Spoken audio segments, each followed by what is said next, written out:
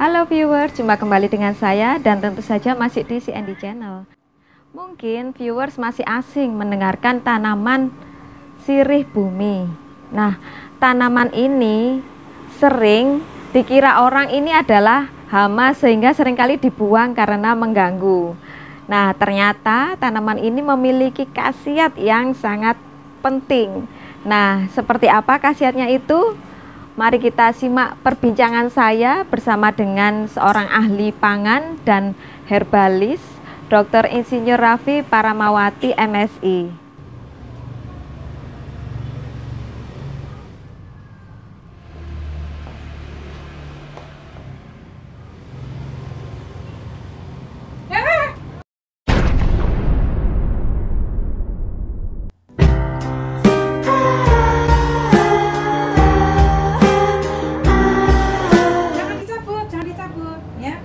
Nyambut lainnya, tapi yang ini jangan, karena ini sangat-sangat bermanfaat terutama untuk ibu, jadi jangan dicabut. Ayo viewers, sekarang jangan lupa klik subscribe dan aktifkan loncengnya untuk terus dukung CND Channel agar viewers mendapatkan tips-tips dan info-info penting seputar masalah kesehatan, resep-resep masakan yang menarik dan lainnya. Dengan klik subscribe, viewers baru saja mendukung CND Channel untuk terus dapat berkembang. Jangan lupa di-share ya.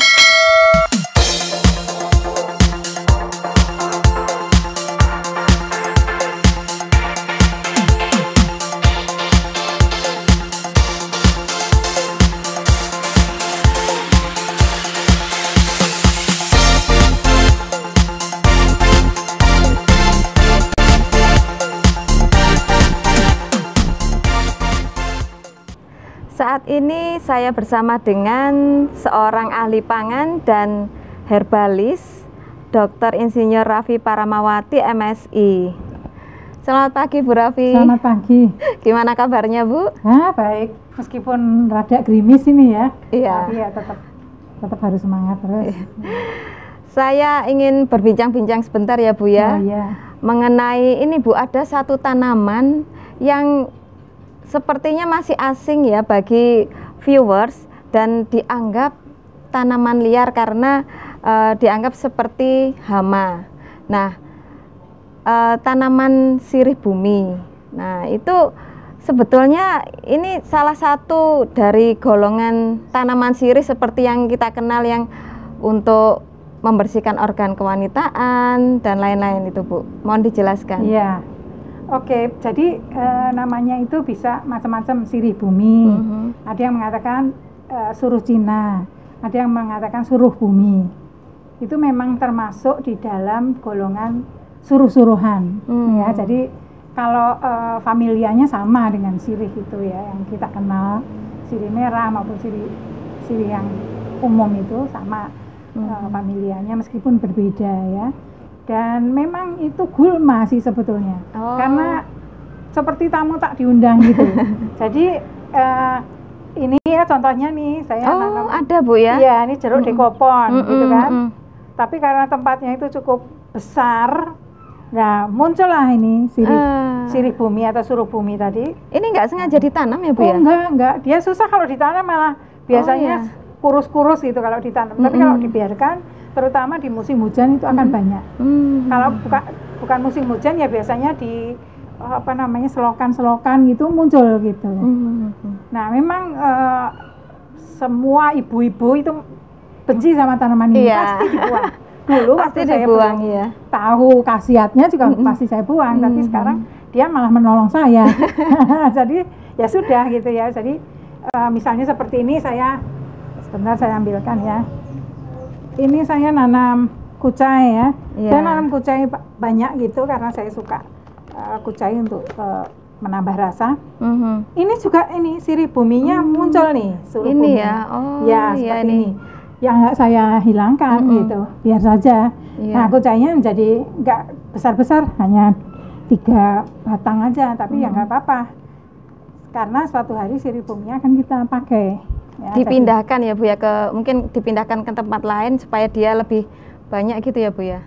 Sebetulnya susah itu kalau memindahkan ya, dia biasanya melalui fase kurus, mungkin mati. Tapi dibiarkan begini saja. Ini lihat ya.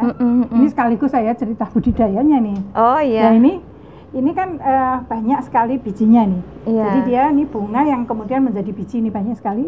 Ketika dia jatuh di tempat dia mana tumbuh, itu akan muncul lagi tanaman baru. Gitu. Regenerasinya seperti itu ya? Ya, seperti itu. Semudah itu. Iya. Dia begitu jatuh di tempat yang lembab, ya nggak terlalu lembab juga nggak apa-apa. Musim hujan ini di mana saja bisa. Lalu tumbuh gitu. Nanti tumbuh seperti itu. Sehingga tidak ada habisnya sebetulnya. Kalau ibu-ibu itu jengkel ya mesti dibuang gitu.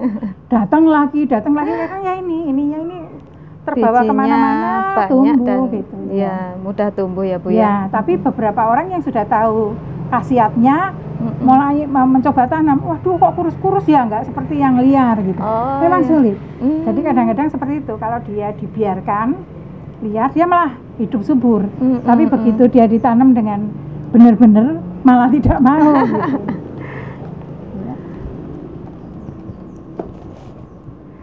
Tapi sepertinya tanaman ini memang harus butuh air lebih banyak daripada tanaman lain mungkin ya Bu ya? Iya betul, karena kalau dilihat dari akarnya juga kan, dari batangnya dari batang dan cabang-cabangnya itu seperti terna ya. Jadi dia isinya itu air gitu. Oh iya. Betul, itu seperti itu. Nah, kita sudah mulai mendapatkan pencerahan ya viewers mengenai suruh bumi ini. Nah, lalu ini mulai kapan ya Bu ya kok mulai dikenal? Kayaknya yang dulu-dulu ini kan masih belum ya Bu ya, karena masih dianggap ini hama. Iya, dianggap gulma ya, karena memang nggak ditanam kok datang sendiri, tamu nggak diundang lah gitu. Iya. Dan dia memakan unsur haranya di tanaman itu, sehingga tanamannya mungkin tidak bisa berkembang dengan cepat, dia lebih cepat berkembangnya kan gitu. Karena itu kita buang biasanya. Ya sebetulnya sih sudah lama juga ya di tanaman ini sudah diidentifikasi dan diberi nama itu tadi suruh Cina atau suruh bumi atau sirih bumi. Tapi memang kalau penggunaannya sih orang ya tradisional lagi, jadi menular gitu ya. Tapi akhirnya ini kan kemudian diteliti nih di abad ini itu banyak sekali ya ilmuwan maupun mahasiswa yang mulai meneliti apa sih sebetulnya isinya ini, kenapa kok dia bisa bermanfaat gitu. Ya kandungannya hampir sama dengan tanaman lain, golongan-golongannya ya flavonoid, ya antioksidan gitu, kemudian saponin, taninnya juga cukup tinggi gitu. Ya sama lah seperti tanaman pada umumnya isinya seperti itu. Tetapi ini belum diteliti lebih lanjut, misalnya fenoliknya isinya apa saja itu belum, sehingga belum diketahui persis mana ini yang dominan gitu ya Bu yang ya? dominan atau yang bisa menyembuhkan ini. Iya. Nah, karena kandungan beberapa kandungan senyawa kimia tadi, mungkin Ibu bisa ceritakan beberapa manfaatnya ini Bu terhadap kesehatan ya. Ini kira-kira lebih ke arah pengobatan atau hanya untuk stamina ya Bu ya manfaatnya? Iya, dua-duanya sih, tapi sebetulnya lebih membangun tubuh kita menjadi lebih baik ya. Yang dia ada antibakterinya, ya, antimikrobanya ada, antioksidannya ada ya, karena ada flavonoid tadi. Jadi itu antioksidan yang bagus juga ya. Kemudian dia juga mempunyai sifat analgesik. Nah, ini yang sangat disukai karena analgesik tadi dia bisa menghilangkan nyeri maupun menghilangkan pusing-pusing kepala. Gitu. Bisa ya Bu ya? Ya. Lalu juga ada untuk menghilangkan asam urat. Nah, itu juga ada. Menurunkan kadar asam urat ya. Ada juga yang mengatakan ini bisa menurunkan berat badan gitu ya. Jadi banyak sekali lah katanya. Ada juga dia anti inflamasi. Sehingga masih ada juga yang menumbuk itu untuk dioleskan ya, seperti halnya binahong gitu ya. Dioleskan di luka yang masih baru ya Bu ya. Menggunakan seperti itu. Nah, pengalaman saya sendiri karena kebetulan saya juga sudah langganan vertigo ya, migrain dan vertigo karena pusing, karena mungkin apa namanya suka begadang.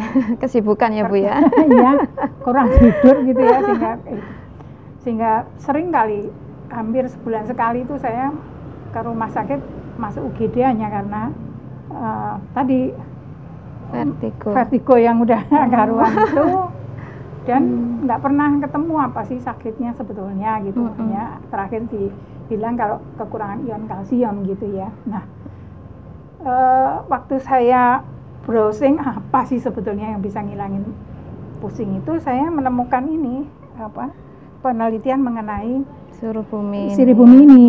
Ya, kemudian ya saya coba, saya tiap hari itu merebus ya kira-kira berapa ya, 10 gram mungkin ya, 2 pohon yang tidak terlalu besar ya, yang pendek nggak terlalu panjang, itu direbus dari 1 gelas menjadi setengah gelas, dan itu diminum sehari 2 kali gitu awalnya. Ya sudah sampai sekarang udah nggak pernah lagi. Oh iya, nggak pernah lagi vertigo, hilang betul. Pusing-pusing pun menjadi hilang. Nah itu yang saya bingung ya, tapi saya senang dan saya minum. Tentu saya sudah nggak sebanyak itu lagi. Minum cuman sehari sekali, kadang-kadang juga 2 hari baru minum gitu ya. Saya selang-seling juga karena kan bagaimanapun herbal itu nggak boleh terlalu banyak. Nah, side effect-nya nih yang saya kaget. Oh iya, gimana itu Bu? Iya, ketika saya general check up, loh asam urat saya itu 2,4. Oh iya, sebelumnya berapa Bu? Ya asam urat itu sudah jelek lah, sudah mendekati 7 lah, sekitar 6 lah, 6 lebih gitu. Ya udah makan mete aja tangannya udah langsung kaku-kaku sakit gitu. Nyeri-nyeri ya. Lah, saya kaget loh, kok bisa asam urat serendah ini, kenapa? Tapi setelah saya cari penelitian-penelitian yang mendukung, oh memang dia menurunkan asam urat. Jadi mungkin karena saya minumnya juga jangka panjang ya, karena saya nggak kepingin lagi ada vertigo gitu. Ya itu. Nah, saya begitu lihat itu, wah ini ternyata hebat. Jadi saya nggak bolehin tanaman ini dibuang gitu. Meskipun saya suka nanam misalnya ini buah, ini saya sukain gitu. Tapi begitu ada ini, ya udah ini tetap aja biarkan aja. Iya. Nah, selain itu Bu, mungkin ada manfaat yang lainnya. Nah, yang ingin saya tahu, ini yang direbus itu daunnya saja atau bagian yang mana nih Bu dari semua tanaman sih. ini? Semua seluruh batangnya ini, hanya akarnya aja yang saya tidak ikutkan. Jadi seluruh ini ya, misalnya saya cabut gitu ya, terus akarnya saya hilangin. Jadi 2 pohon yang masih belum terlalu besar itu kita cabut, lalu kita buang, itu yang direbus gitu. Banyak orang memang memakan langsung gitu ya. Dibuat lalapan Bu? Iya, iya. Bisa ya. Kalau pusing-pusing langsung makan gitu aja ya. Gitu. Tapi kok ya saya belum tega karena kadang-kadang diselongkan. Belum terbiasa. Iya, belum terbiasa. Masih bayangannya, aduh ini meskipun di sini di pot misalnya dan kita rawat, tapi bayangkannya ini kan biasanya diselongkan gitu. Tapi nggak masalah. Yang dimakan langsung juga mereka hilang pusingnya itu. Pusingnya karena ada efek tadi analgetiknya. Analgetiknya mungkin analgesiknya itu. Tapi analgesiknya menghilangkan, yang lainnya memperbaiki dari dalam gitu. Menurut saya seperti itu ya. Asam urat bisa turun segala kan. Berarti metabolismenya diperbaiki juga. Oke. Nah, karena kita sudah tahu manfaatnya, yang mungkin masih butuh penelitian lebih lanjut gitu ya Bu ya. Nah, dari cara hidupnya yang begitu mudahnya dan sudah nggak usah diapa-apakan, tentu saja viewers apabila menemukan tanaman ini, ya kalau ingin memanfaatkan khasiatnya tidak usah dibuang ya Bu ya. Dan sudah dibiarkan saja, memang kelihatan mungkin seperti hama seperti itu ya Bu ya. Jadi pemanfaatannya juga sangat mudah, hanya tinggal direbus saja ya Bu Rafi ya. Direbus atau dimakan langsung. Dilalap seperti itu ya. Iya, beberapa orang memang membuat dikukus dulu, lalu dikasih sambal pecel gitu, dimakan gitu. Enak juga ya. Sangat mudah sih sebetulnya kalau kita punya 1 kotak tanah, lalu kita pindahkan itu ya tentu dengan kehati-hatian, terus kita biarkan saja, nggak usah petik, nanti kan dia akan berbunga, bunga keluar biji kecil-kecil. Udah itu nanti sebulan lagi di situ udah akan penuh. Karena dari biji yang rontok tadi kan akan muncul baru. Tumbuh baru ya. Ya, yang jelas jangan sampai kering, terus disiram terus supaya lembabnya itu. Itu seperti itu. Kalau mau nanam ya. Iya. Iya. Nah, ini Bu Raffi, tadi begitu banyak manfaatnya dari tanaman ini. Nah, walaupun tanaman ini belum terlalu booming pada saat ini ya Bu ya, apakah ada zat-zat yang merugikan ini Bu, yang apabila berbahaya dikonsumsi ya terlalu banyak atau terlalu sering ini menimbulkan gangguan malah untuk kesehatan? Iya. Jadi yang pernah saya baca ya, jadi sudah dilakukan uji toksisitas ya, dan hasilnya itu mild ya, lemah sekali, sehingga boleh dikatakan dia itu tidak toksin gitu. Jadi sampai sebesar apapun dia nggak toksin karena sangat-sangat mild gitu. Jadi artinya ya kita bisa konsumsi terus sih, nggak masalah. Iya. Jadi bisa dikonsumsi terus-menerus, atau apabila ada gejala seperti pusing mungkin Ibu seperti itu ya, atau ingin menurunkan asam urat itu mungkin bisa, itu sangat-sangat mudah. Saya sudah mengedukasi teman-teman ya yang semuanya itu penderita asam urat gitu. Begitu udah minum ini, wah mereka mencari di selokan-selokan depan rumahnya gitu. Jadi berburu banget gitu, terus semuanya mengatakan hal yang sama, iya turun katanya gitu, jadi turun signifikan gitu. Jadi memang paling mudah itu ya. Kalau pusing memang bukan terus seperti obat minum terus hilang, enggak, tapi kita minum sampai seminggu, lama-lama udah nggak ngerasain pusing lagi gitu. Iya, seperti itu. Nah ini Bu, ada nggak kepikiran untuk membuat ekstraknya, dan apakah tanaman ini bisa dibuat ekstraknya seperti kapsul seperti itu ya Bu ya? Iya. Jadi begini ya, intinya yang namanya ekstrak itu kalau kita mengambil zat aktifnya saja, itu kita ekstraksi ya. Ekstraksinya bisa menggunakan berbagai pelarut yang paling mudah itu air ya, yang polar atau yang semi polar misalnya, atau yang non polar gitu. Itu kita bisa melihat, kita bisa lakukan kalau kita sudah tahu zat aktifnya apa. Untuk tanaman yang kita belum tahu zat aktifnya, kita akan kesulitan. Jadi kalaupun kita ekstraksi ya kita ekstraksi keseluruhannya ya. Nah, untuk tanaman yang tidak toksin dan dia itu bisa dikategorikan seperti sayur gitu ya. Apakah itu kelor, apakah itu pegagan, apakah itu sirih bumi, itu nggak perlu diekstraksi, nggak perlu.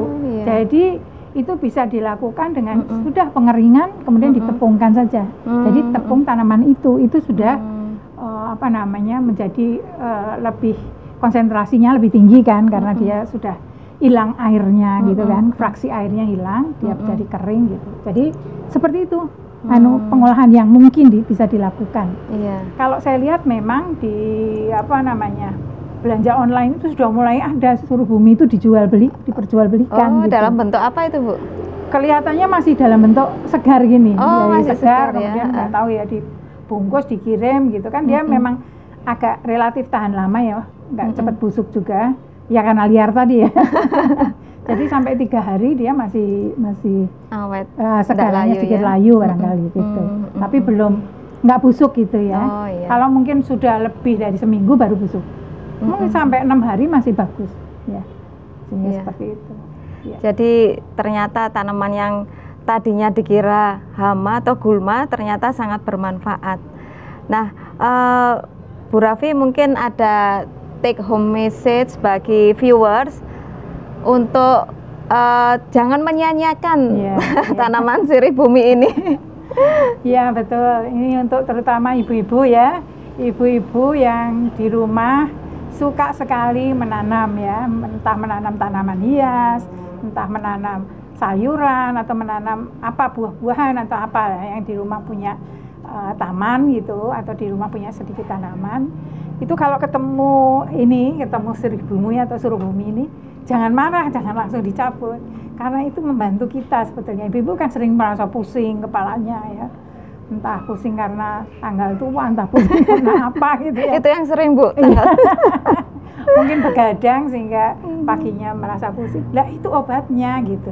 Jadi jangan dibuang dulu gitu ya. Jadi itu mudah sekali. Tinggal ambil saja dua tangkai, kita rebus. Jadi dari 1 gelas menjadi setengah gelas.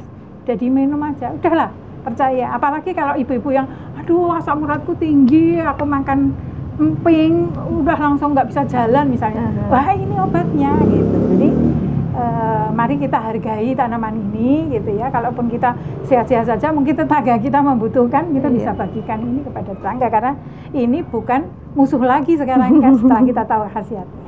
Seperti itu. Sudah jadi sahabat ya Bu ya sekarang. Malah yang membantu kita ya. Iya betul sekali. Baik Bu Rafi, terima kasih banyak. Obrolan pagi ini sangat bermanfaat dan semoga menginspirasi ya Ibu. Iya betul sekali. Untuk mulai merawat juga gitu. Dan tidak membuangnya. Iya, betul. Baik Bu Rafi, saya mengucapkan terima kasih banyak atas waktunya. Semoga obrolan ini bermanfaat bagi viewers dan bisa kita sambung lain waktu dengan topik yang lebih menarik lagi. Terima kasih Bu. Terima kasih. Selamat pagi juga.